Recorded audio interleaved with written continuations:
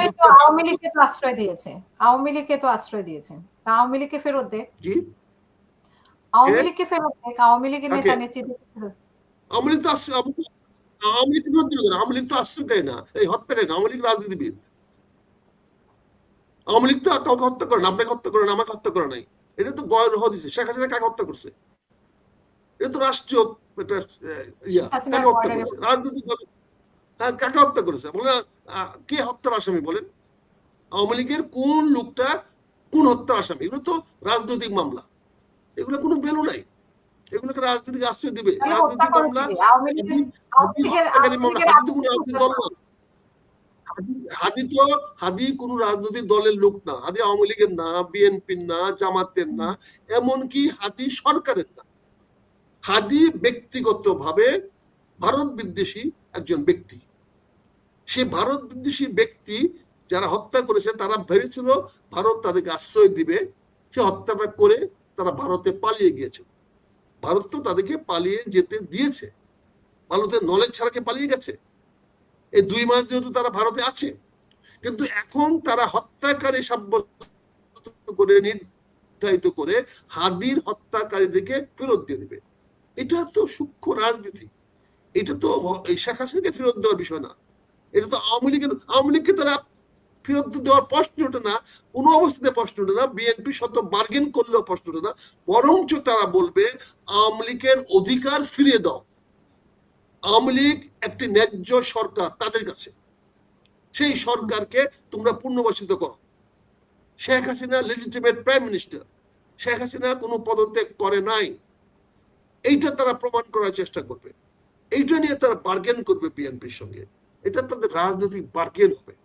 শেখ হাসিনা বা আওয়ামী লীগের কোন লোককে বিএনপি বললে ফিরিয়ে দিবে যদি কেউ মনে করে, আমি বিনয়ের সঙ্গে তার সঙ্গে একমত হতে পারবো। এখন বিএনপি বলবে কিনা সেটা একটা কথা। এখন তো বলা হচ্ছে যে বিএনপি আওয়ামী লীগের পুনর্বাসনে নেমেছে, এটা তো মানে ওপেনলি বলা হচ্ছে, যেহেতু এক একজন করে বের হয়ে যাচ্ছে, জামিনে বের হয়ে যাচ্ছে আওয়ামী লীগের নেতারা, তো সেখানে তো বলা হচ্ছে যে বিএনপি আওয়ামী লীগকে পুনর্বাসনের সুযোগ করে দিচ্ছে। এটাই তো 12ই ফেব্রুয়ারি নির্বাচনে বিএনপি বিপুল ভোটে জয়লাভ করার মূল মাজেজা। এটাই তো কারণ, এই কারণে তো বিএনপি বিপুল ভোটে জয়লাভ করেছে।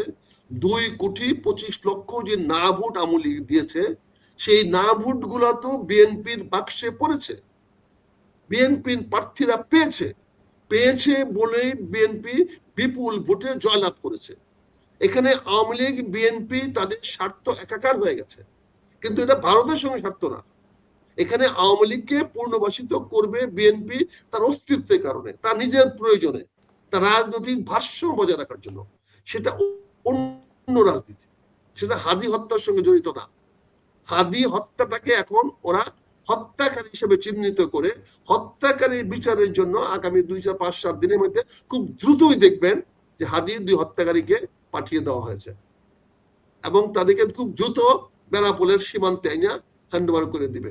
এটা 24 ঘন্টা 48 ঘন্টার বেশি নাও লাগতে পারে, অপেক্ষা করেন। আর যদি বেশি লাগে মানে সরকারের পক্ষ থেকে না দিয়ে আইএসপিআর এর পক্ষ থেকে কেন বিবৃতি দেওয়া হলো যে হাদির আসামি ধরা পড়েছে? আবার সামাওবাদ বলছে যে শনাক্ত করতে পারলে, আসামি শনাক্ত করতে পারলে দেশে ফিরে আনার ব্যবস্থা করবে। এখন এটা তো পররাষ্ট্র মন্ত্রীর দায়িত্ব হলো প্রটোকল আনার, প্রটোকল। আর সেনাবাহিনীর দায়িত্ব হলো নিরাপত্তার কারণে যদি তারা সেখানে গিয়ে থাকে তাদেরকে এখানে ইনভলভ করানো হয়েছে। আইএসপিআর এর বক্তব্যটা তো এমনি আসে না। আইএসপিআর কে দায়ী করা হয়েছে যে আর্মির সহায়তায় সে দেশ ছাড়তে বাধ্য হয়েছে, সেটা আর্মি তার অবস্থানকে পরিষ্কার করেছে, এবং তাদেরকে নিয়ে আসার জন্য আর্মি সর্বাত্মক সহযোগিতা করবে।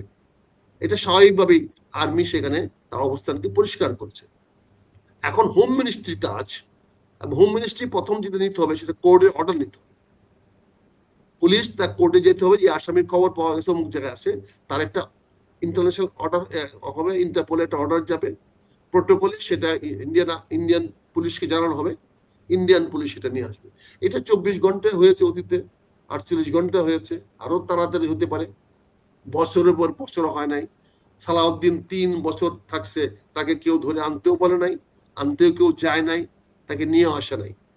সে আসামে ডাক বাংলায় থেকেছে, দিল্লিতে থেকেছে, আরামসে ঘুরে বেরিয়েছে, আবার বাংলাদেশে তাকে আসতেও দেওয়া হয় নাই। তো এইগুলো নাটক তো রাজনৈতিক ভাবে সরকারি ভাবে হয়। কাজে এখানে আমরা যেটা অপেক্ষা করছি, আমি মনে হয়, আমার বিশ্বাস যে হাদির হত্যাকারীদেরকে যদি সত্যিকার তারা হত্যাকারী হয়ে থাকে, তদন্তে যদি সে প্রমাণিত হয়, তাহলে ভারত খুব দ্রুত তাদেরকে বাংলাদেশে পাঠিয়ে দেবে।